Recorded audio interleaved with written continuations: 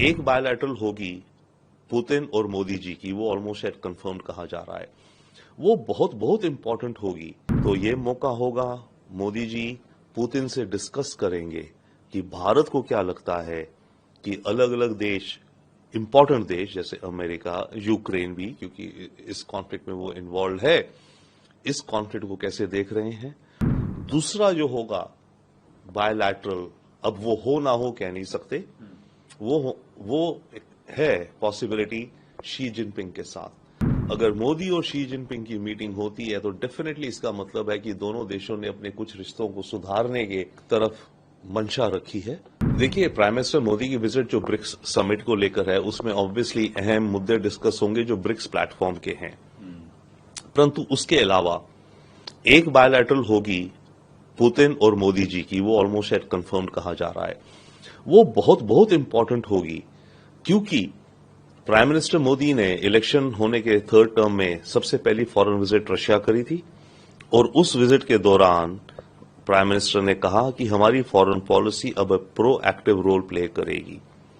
Prime minister उसके बाद Zelensky से मिले, उसके बाद अमेरिका गए, बाइडेन से भी मिले हैं, और अब दोबारा पुतिन से मिल रहे हैं।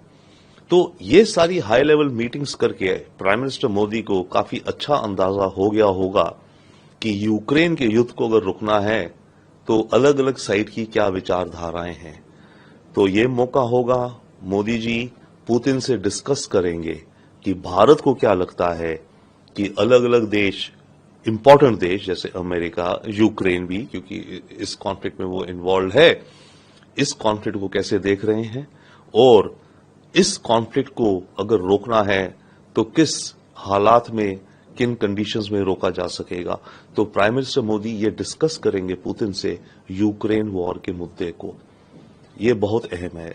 दूसरा जो होगा बायलैटरल, अब वो हो ना हो कह नहीं सकते, वो है पॉसिबिलिटी शी जिनपिंग के साथ।